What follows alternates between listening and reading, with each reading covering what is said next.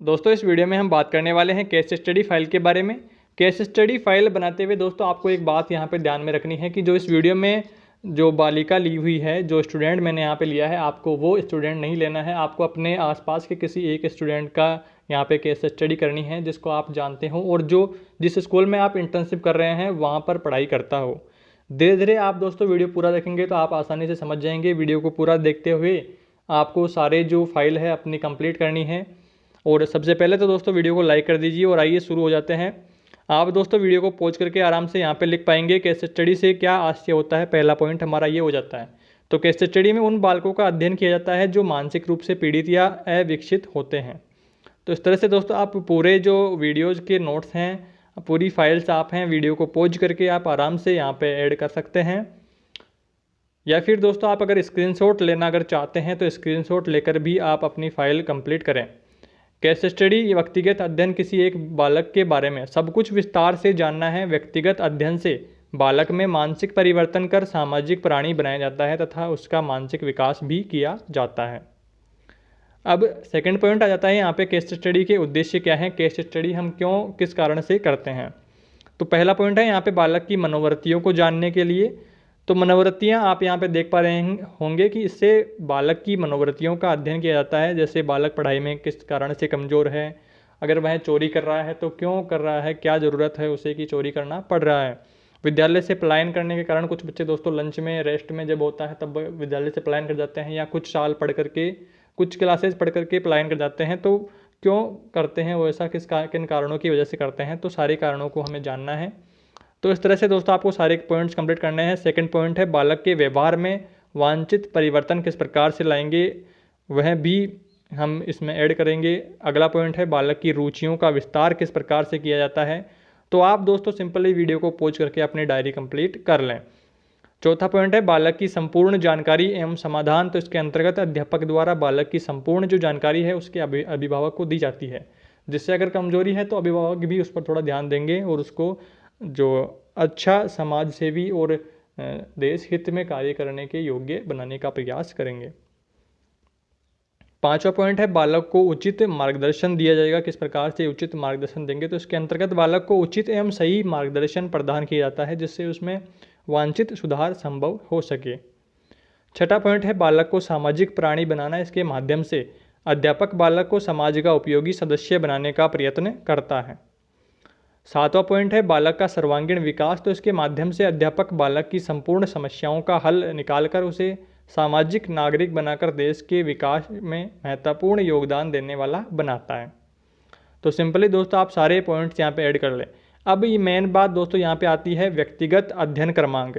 तो दोस्तों आप यहाँ पे देख रहे होंगे मैंने एक विद्यार्थी को यहाँ पे लिया है, मुस्कान मीणा को।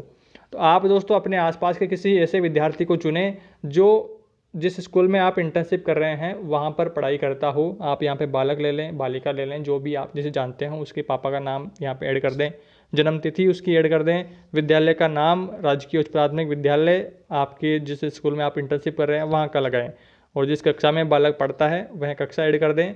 और अगर दोस्तों बालक की आपके पास फ़ोटो अवेलेबल होती है तो आप यहाँ पर बालक की फ़ोटो भी लगा सकते हैं। स्थायी पता आप बालक का लिख दें। प्रमुख समस्या क्या है, तो मैंने यहाँ पे घमंडी होना लिया है। आप और भी कोई समस्या अगर आपके दिमाग में आ रही है तो आप उसे लें। जैसे दोस्तों कहावत है ना कि नकल में अकल की ज़रूरत होती है, तो आप थोड़ा नकल में अकल लगा करके कार्य करें। सेम टू सेम आपको यहाँ पे नहीं करना है।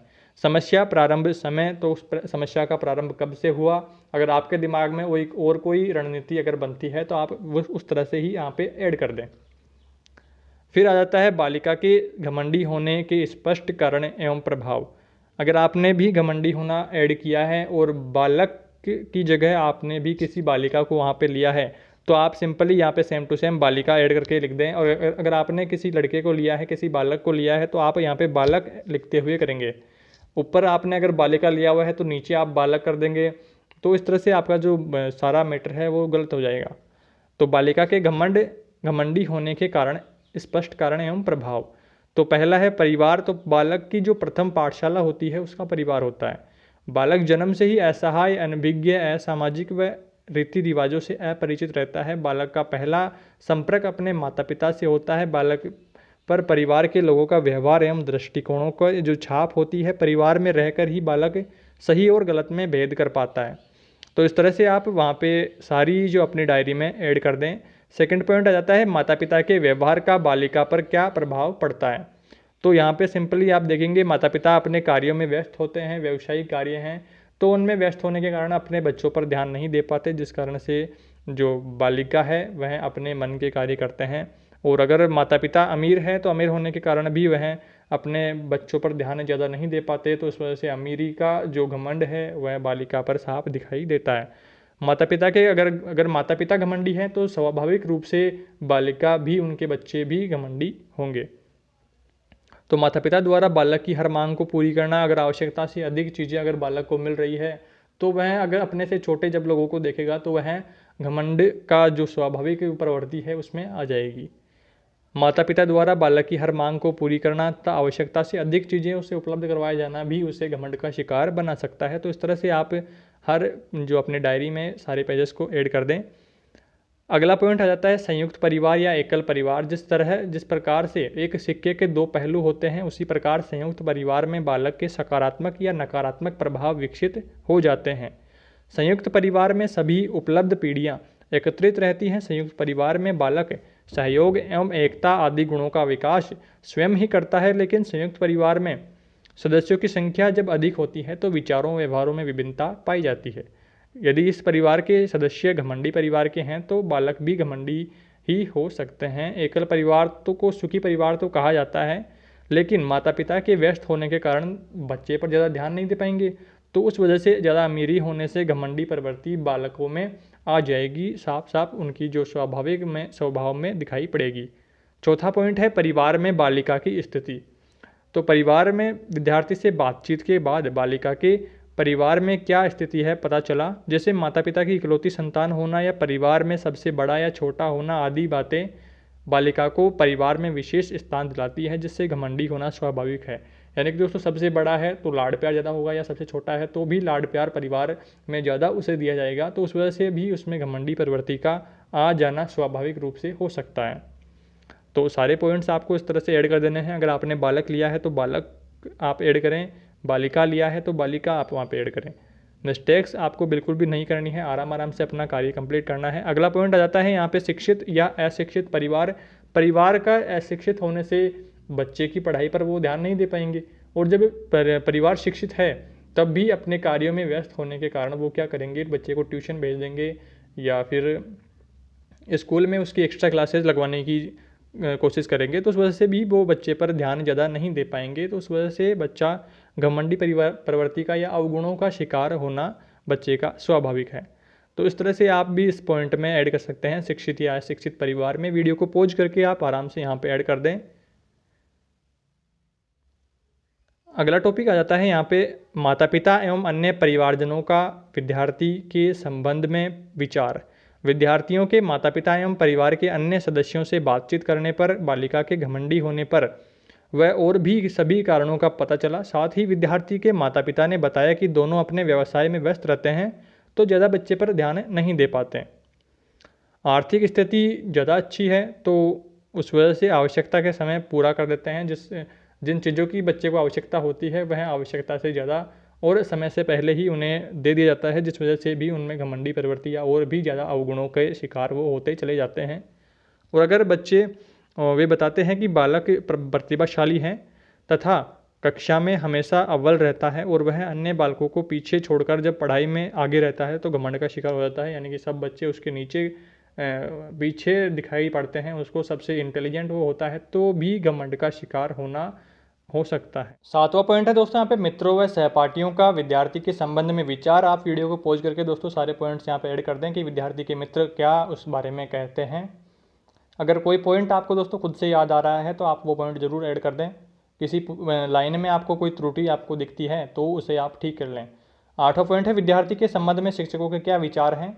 तो विद्यार्थी के शिक्षक उस बारे में, विद्यार्थी के बारे में क्या सोचते हैं, किस कारण से बच्चा घमंडी है, उसके बारे में शिक्षकों से राय ली गई है। तो आप इसमें आसानी से देख सकते हैं। वीडियो को क्वालिटी आप तेज़ कर लें अगर आपको अक्सर नहीं दिख रहे हैं तो।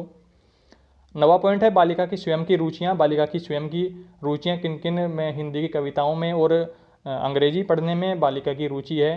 तो आप अगर कोई और सब्जेक्ट आप लेना चाहते हैं तो कोई और सब्जेक्ट भी आप यहाँ पे ऐड कर सकते हैं। 10वां पॉइंट है बालिका की भविष्य की कल्पनाएं। बालिका भविष्य में क्या बनना चाहती है, तो अगर आपको पता है उस बालिका के बारे में, जो बालिका आपने ली है या बालक लिया है, तो वो ऐड कर दें या आप मन से भी अपने यहाँ पे लिख दें।